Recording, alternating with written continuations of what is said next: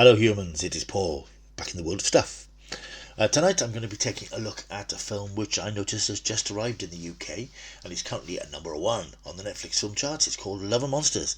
It was released in America back in October, which is when I had a chance to see it via a screening link, and I'm rather pleased to see that you guys got a chance to see it too now, because it's a fantastic, good old-fashioned, old-school monster movie, and it's fun for all the family. It's directed by Michael Matthews and it stars Dylan O'Brien, Jessica Henwick, Dan Ewing and Michael Rooker, who we know of course from his role in The Walking Dead and the Guardians of the Galaxy franchise. This is a great film. This is a good old-fashioned monster film that the master Ray Harryhausen himself would have surely approved of. Basically the story is that Earth comes under threat from a huge asteroid which is heading towards the planet. The human race for once bands together and sends up some rockets which do the business and blow it to pieces.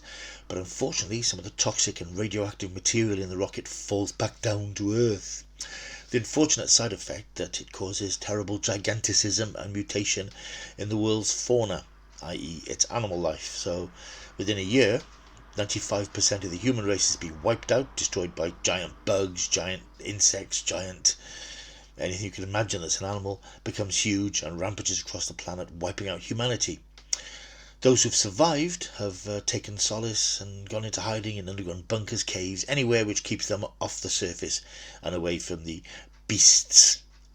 Our story sort of starts, there are some flashbacks. We start 7 years after the apocalypse, where a young lad called Joel, played by Dylan O'Brien, he's in one of these underground bunkers and he's living peacefully and safely, but he is very conscious that everybody else in the bunker has paired up and has formed partnerships and unions, and he's a bit left out because he's never got over the loss of his girlfriend, Amy, and he decides that he's going to try and find her. Now, he's made contact with her across the radio network, so he knows that she's alive, but she's in another colony, some 80 miles away. So Dylan and his faithful pet dog Boy decide to voyage across the treacherous, monster-infested landscape to be reunited with his girlfriend and to see if they can rekindle their passions from before the end of the world. This is just great fun. This is just a joyously entertaining movie. It's not bleak, it's not dark, as you'd expect an apocalyptic film to be. I mean, it obviously touches on the fact that millions of people have died, but it just takes us into this strange new world where there are terrible predators lurking around every corner. And it's basically a thrilling, fun sort of road movie as Joel and Boy, who gives a great performance incidentally, travel across the planet, meeting up with other waifs and strays and dodging attacks by giant worms, giant frogs. There's a great sequence with it involving a giant frog, and one scene that will remind you very much of Tremors if you've seen that classic 1990 I wouldn't call it a horror classic, a genre classic starring Kevin Bacon and Fred Ward, which is really a tentpole monster movie over the past 30-40 years. I think it's a terrific film. Ultimately, without wanting to spoil what happens in Love and Monsters, Dylan is reunited with Amy, but things aren't quite what they were. Let's just say that she's moved on and their relationship has taken a different place in her heart, and she's found friendship and solace with a new community, but that community itself is under threat, but not from the rampaging monsters.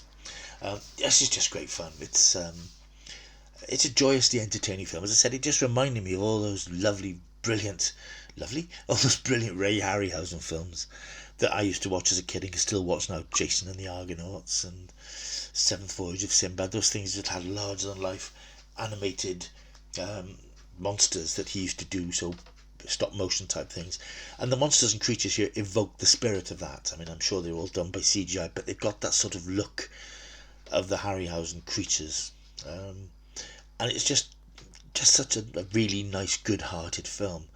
It's quite optimistic, and it sort of sends out a message that, whatever happens, no matter what terrible things happen to the human race, humanity will endure and survive in some way. Don't know that I necessarily agree with that argument at the moment, but it's nice to see the cinema tackling that sort of thing and suggesting that, perhaps there is hope for the best of us. And it's a very family-friendly film as well. I mean, it's got a pet dog, it's got some monsters, it's got a brave hero, it's got a little bit of light romance, bit of mild jeopardy, a little bit of violence, but nothing to scare the horses. And as I recall, there's no particular effing and jeffing that will concern anxious parents. I think it's one of those films you can sit down as a family and watch some uncompromising, unpretentious, special effects heavy fantasy action. It's a film. It is a shame it hasn't made its way to the cinemas because of the pandemic. So I think it could have done well. It could have found a really good family audience, and hopefully it will on Netflix, because obviously people are now flocking to those platforms of their entertainment. And as I said, Love and Monsters is clearly doing very well at the moment. It's a perfect panacea for the times we're living in, if you like. If you're looking for some good raw fun that's got no side to it, it's got no messages to it apart from the spirit of mankind is strong and will endure, I couldn't recommend Love and Monsters more highly. It's just a great film. So head straight to Netflix. Do not pass go. Do not collect £200 and watch Love and Monsters, because you'll just have a great time with it. There is room for a sequel.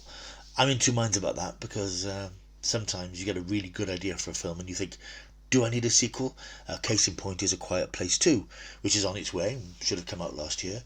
And I love the original Quiet Place, but I don't know that I needed or wanted a sequel. Now, I hear that the sequel's very good, so I keep my fingers crossed on that one if I ever get to see it. But sometimes you think, I just want to watch a film, one and done, in and out, tells a great story. Going back to the well sometimes isn't always a good idea. But I think Love and Monsters has got the potential. This is a world that I'd be happy to explore more of, to see more of these strange creatures that have taken over the planet. But for now, Love and Monsters is what it is. It's a great one-off, and I recommend that you sit down and have fun with it. And as I say, you can sit and watch it with the family, and you'll all get something out of it. That's Love and Monsters on Netflix now. I am going to give it a big healthy 9 out of 10, because I had a great time with it, and you will too. Thank you very much for watching. Hope you enjoyed this video. If you did, why not do the like, subscribe, leave a comment, of course. Don't forget my 50 by 50 is still running, a competition. I'm trying to get 50 subscribers. That's all I want, 50 subscribers for now. So just like and subscribe to the channel, leave a comment if you're new, and when I get to 50 posts, if I've got 50 subscribers, and only if I've got 50 subscribers, I will look through the messages I've had from new subscribers, and I'll pick somebody out who'll win a prize or prizes up to the value of a massive £50. Imagine that. But to do that, you have to be in it to win it. So leave a message, like, subscribe, particularly subscribe, and all those riches could be yours. Anyway, that's it for now. Enjoy the rest of your weekend, and I'll be back soon with some more stuff.